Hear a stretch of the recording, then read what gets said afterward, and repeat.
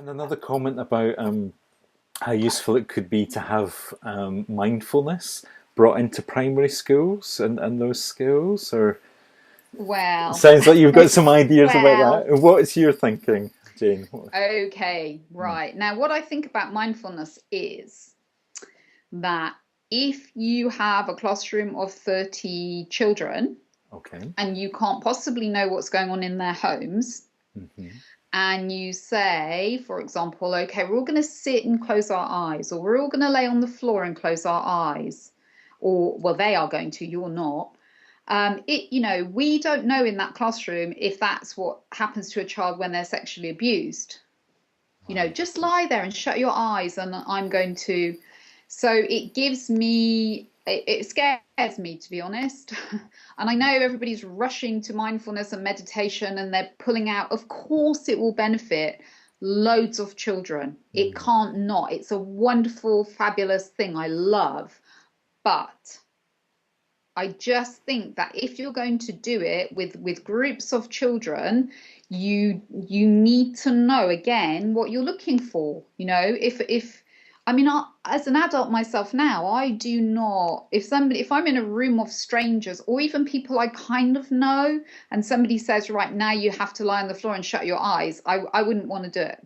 Right. You're immediately Mm. vulnerable. Right. And this is from my physiology, not my psychology. My physiology immediately would go, don't do it, don't do it.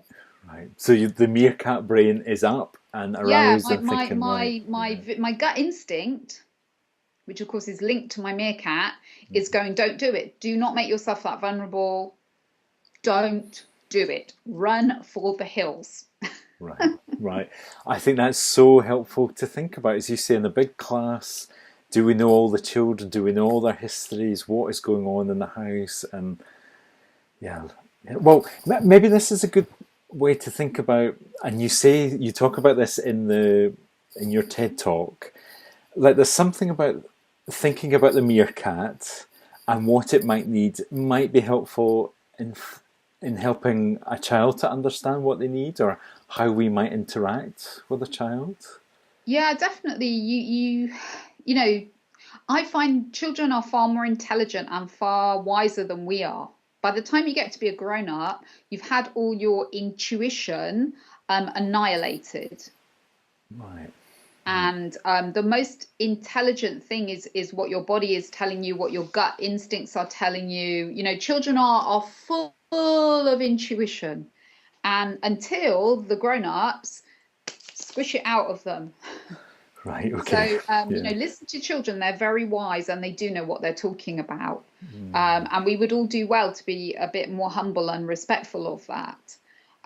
So if you educate children in, oh, this is a part of your brain that when it gets scared, do you remember the little meerkat in the book? It runs around and it can't think and it gets very hot, and which is exactly what happens when we're in fight or flight.